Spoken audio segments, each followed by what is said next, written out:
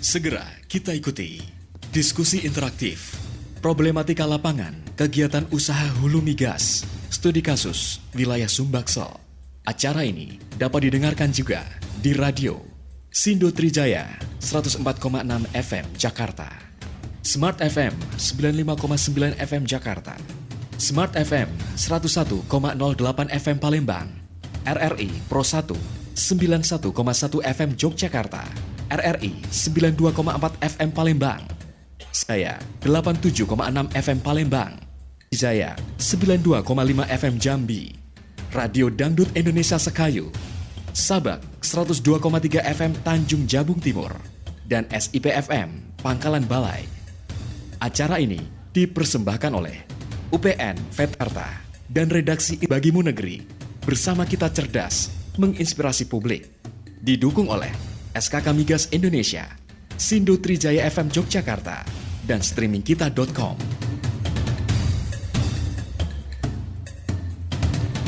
Ya baik, disiarkan langsung dari Gedung Seminar Fakultas Teknik Mineral UPN Veteran Yogyakarta, Jalan SWK 104 Ring Road Utara Yogyakarta, Condong Catur, Depok Sleman Yogyakarta, profesional Sindo dan juga Anda pendengar yang bergabung di 10 radio yang disiarkan secara langsung. Kami bersama dengan narasumber yang sudah hadir di pagi hari ini. Ada selamat pagi, ada dari Vice President Premier Oil Bapak Setia Budi, dan juga Dirjen Migas Bapak Edi Hermanto. Selamat pagi, selamat datang. Perwakilan dari UPN Veteran Dr. Sudarmoyo, Pertamina IP Bapak Lilin Aprianto, dan juga dari Seleraya Edi Tampi.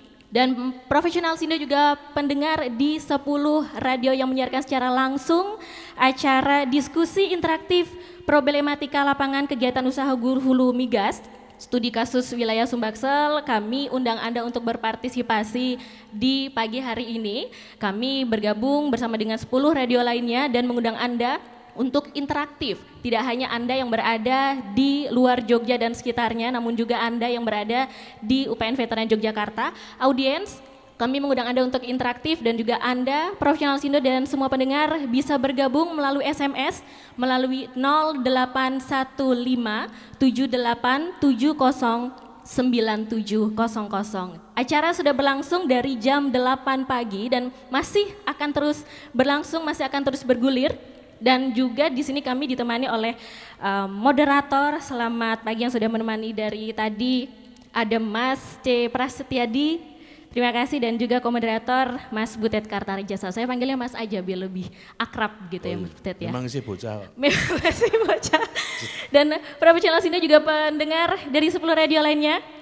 Dari jam 8 kami sudah membahas terkait tentang permasalahan dan juga problematika lapangan ya Mas Butet. Tadi banyak juga sudah disampaikan, ada pencurian, lalu juga ada penyegelan sumur, dan bahkan ini adalah aset negara tapi yang menyegel juga negara begitu ya. Kami akan melanjutkan kembali diskusinya, nanti akan langsung kami serahkan ke Mas Butet dan juga ke Mas Tiadi, dan kami tetap terus menanti Anda profesional Sindo dan juga semua pendengar di 10 radio yang sudah bergabung di pagi hari ini untuk interaktif melalui SMS 081578709700. Silahkan Mas Butet dan juga Mas Tiadi untuk dilanjutkan kembali diskusinya. Ya, terima kasih. Memang dari seluruh paparan tadi itu tidak mengizinkan kita untuk sekadar prihatin melihat suasana seperti itu, betul Pak Pras ya. Karena prihatin itu terus saja adalah hak prerogatif Presiden. Kita harus melakukan satu tindakan, entah apa tindakan itu, nanti silahkan idenya bisa dieksplorasi. Sebab kita tidak ingin Indonesia nanti terjadi semacam kudeta kemakmuran. Enggak boleh ada konspirasi hati yang menyengsarakan secara permanen bagi rakyat Indonesia. Pokoknya ngawur semakin benar ngomongnya. Silakan Pak Pras. Terima kasih Mas Butet. Jadi para pendengar yang mulia sekalian, jadi selama kurang lebih 1 jam terakhir ini kita telah mendengarkan paparan dari para panelis, dari Bapak Edi Tampi, Seleraya, dari Bapak Lilin, dari Pertamina, dari Bapak Setio Budi, SKK Migas, dan dari Bapak Darmoyo selaku wakil dari akademisi dan perguruan tinggi. Jadi pada intinya pemaparan yang tadi telah kita cermati bersama bahwa kendala dan hambatan gantungan, artinya sumber energi yang masih merupakan sumber energi yang kita andalkan itu ternyata tidak datang dari masalah-masalah yang kita pelajari cukup lama di perguruan tinggi, tapi malah justru datang dari hal-hal yang memang cukup pelik, artinya yang sosial begitu. Jadi ini kelihatannya perlu kita lihat sama-sama. Jadi karena tidak terlalu teknikal, jadi siapapun yang bisa menyumbangkan pemikiran dari sudut-sudut yang bisa mengentaskan permasalahan ini, saya kira itu menjadi tujuan kita pada pagi hari ini. Jadi demikianlah para pemirsa dan para hadirin sekalian, kita mulai saja diskusi kita pada pagi hari ini mengenai problematika, dan sebetulnya problematika teknis itu tidak ada di Indonesia untuk migas itu. Kita sudah ngekspor banyak tenaga perminyakan ke luar negeri kok masih menghadapi problematika teknis. Saya kira tidak ada. Justru yang menjadi momok kita itu adalah ini yang tadi sudah disampaikan, jangan sampai berubah menjadi sebuah rongrongan yang menetap. Tidak ada gunanya ini. Saya atau teman-teman sekalian kuliah capek-capek, tapi ujung-ujungnya semua dinafikan oleh gerombolan-gerombolan yang tidak bertanggung jawab. Baiklah, untuk itu kita mulai saja Mas Butet. Ya. Monggo dipandu Mas Butet, saya Ya. persilakan. Ya. Jadi kalau singkatnya, tadi nyebutnya harusnya tegas, ada banyak problem sosial, substansinya kebanyakan malingnya. Gitu. Jadi nggak usah muter-muter, itu aja hakikat persoalannya. Oke teman-teman semua, mari silakan para penanggap, silakan mengacungkan jari dan menyebutkan nama dan dari mana. Silakan tolong mikrofonnya dibagikan dan ditujukan kepada siapa.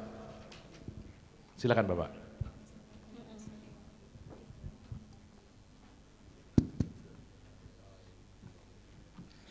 Terima kasih. Assalamualaikum warahmatullahi wabarakatuh. Saya Edi Sutriyono dari Universitas Sriwijaya Palembang. Pertama-tama saya mengucapkan terima kasih atas undangan dan diberikan kesempatan untuk bertanya. Saya tidak menunjuk spesifik narasumber, jadi umum saja. Kalau tadi Pak Darmoyo mengekspresikan bangga bisa menyelenggarakan ini, tentu kami perguruan tinggi di wilayah yang dianggap banyak masalah akan lebih bangga lagi kalau diajak ngomong. Ya. Ya. Jadi diajak diskusi seperti sekarang ini. Dan saya yakin ya kalau masalah ini dipikirkan lebih banyak orang, lebih banyak lembaga, terutama perguruan tinggi, mudah-mudahan ada solusi yang akan lebih baik. Itu harapan ekspresi kami sebagai perguruan tinggi yang notabene memiliki sumur-sumur di sana. Kemudian kalau saya melihat tadi problematika lapangan memang sangat kompleks dan luar biasa sekali, tapi yang paling menonjol tadi di dalam paparan tadi disebutkan dalam masalah keamanan, masalah sosial, masalah lingkungan dan lain sebagainya. Ya, bahkan perizinan kami masih ingat Pak Setiabudi ketika kami dipanggil bersama PR4, pembantu rektor 4 Unsri menghadap ke Bapak, diajak bicara masalah standarisasi perizinan untuk kegiatan migas. Nah, cuman pada waktu itu kami nggak tahu, terus hilang, nggak ada kabar lagi. Nah, pada waktu itu kami juga merasa, oh ya kami dianggap sebagai pihak yang memang harus punya komitmen untuk turut serta memecahkan persoalan yang ada di sana. Nah, karena kami memang juga beranggapan masalah itu ya tidak hanya oleh Polri, TNI, karena masalah tidak hanya terbatas pada masalah keamanan. Nah, tentu dari pihak-pihak lain ya mudah-mudahan bisa dilihat oleh SKK Migas atau industri-industri, dalam hal ini ada perguruan tinggi, bisa turut serta menyelesaikan masalah-masalah yang ada di seputar kegiatan hulu migas. Nah, oleh karena itu tolong ya lebih diberdayakan lagi, diajak ngomong semua permasalahan perguruan-perguruan tinggi setempat ya bahwa daerahnya itu ada persoalan semacam itu. Bagaimana komitmen perguruan tinggi ya sebagai notabene ya istilahnya orang rumah ya yang tempat kegiatan itu sendiri.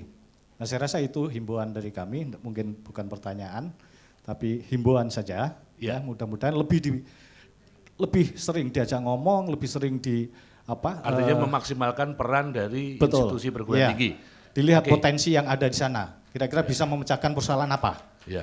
Ya, tidak hanya TNI Polri saja. Ya. Saya rasa itu dari kami. Ya. Terima kasih. Wassalamualaikum warahmatullahi wabarakatuh. Terima kasih. Ada 2 lagi untuk termin yang pertama. Silakan Bapak.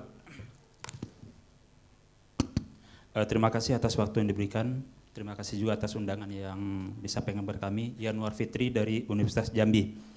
Langsung saja ke topik persoalan tadi. Jadi dalam dialog interaktif ini orientasi aspek yang paling menonjol adalah aspek non teknis yang barangkali juga aspek teknis sudah dipelajari di kampus, implementasi gampang dan lain sebagainya gitu. Ini yang mungkin barangkali kita cermati.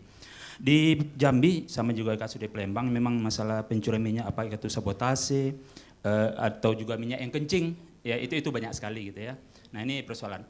Contoh minyak yang kencing adalah dari meruap ke SPU Bajubang atau dari PP Pratama Betung Merua Senami ke SPU Bajubang. Itu banyak minyak yang kencing gitu. Jadi diangkut pakai mobil, itu nanti menempuh jarak. Jadi minyak itu kencing dari pipa? Enggak, di mobil Pak, mobil. Jadi mobil itu berhenti pada suatu tempat nanti dikeluarin gitu. Oh, baru tahu ternyata mobil berkelamin. Ini, jadi iya benar. Jadi artinya apa? Kebocoran minyak bukan hanya di pipa, tapi juga di mobil tank. Ya. Nah ini yang perlu kita waspadai gitu. Nah ini persoalannya sangat sederhana. Kenapa ini bisa terjadi? Tentunya kita harus berevaluasi diri gitu. Bagaimana kita bisa mengawasi secara internal, ya. Bagaimana masyarakat juga mengawasi dari bagian eksternal gitu. Nah, persoalan masyarakat adalah kita melihat kontrol masyarakat barangkali tanda kutip agak rendah. Kenapa rendah? Pertama barangkali mereka sudah apatis dengan kondisi yang ada. Dan juga yang kedua mungkin barangkali dia takut dengan orang atau sekelompok orang kalau mengadukan kepada pihak berwajib. Oh. Yang berikutnya adalah mungkin barangkali dia juga terlibat, bagian masyarakat itu juga terlibat di persoalan itu. Nah ini yang barangkali perlu kita pahami. Jika seandainya kita Pertamina ataupun pelaku-pelaku dari KKS ini mampu untuk bisa menggandeng masyarakat, memberikan pencerahan kepada masyarakat, pentingnya kegiatan ini, maka barangkali masyarakat bisa jadikan mitra, partner sebagai sebuah kontrol sosial. Sehingga kalau terjadi sesuatu, maka kita bisa menindaklanjutinya. Dari tabel yang ada tadi, kita nampak bahwasanya ada kontrol dari internal, bahwasanya ada penurunan daripada distribusi minyak.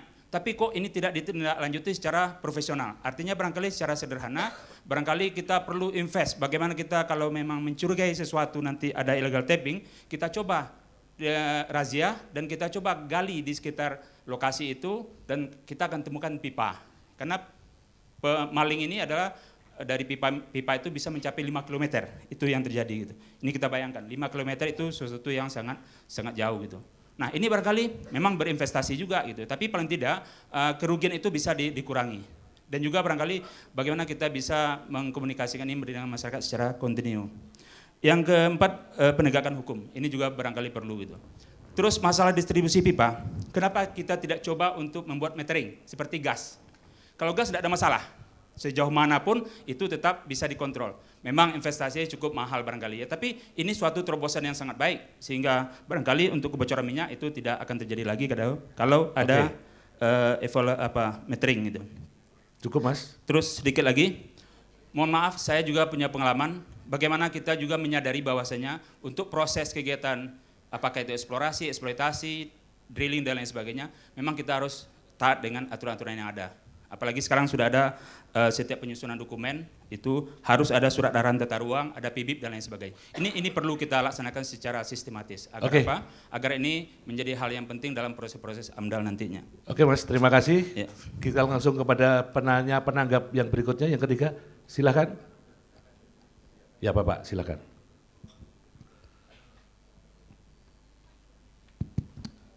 Terima kasih. Assalamualaikum warahmatullahi wabarakatuh. Saya Ishak Iskandar dari Universitas Sriwijaya, Palembang. Senada dengan yang disampaikan oleh rekan-rekan kami dari Palembang dan Jambi tadi bahwa ada beberapa masalah non teknis sebenarnya yang utama di jalur Sumbaksel itu. Salah satu mungkin ini hanya sebagai tambahan saja bahwa masalahnya adalah masalah sosial-bud ya, sosial ekonomi budaya setempat gitu. Jadi berdasarkan pengalaman yang kami dapat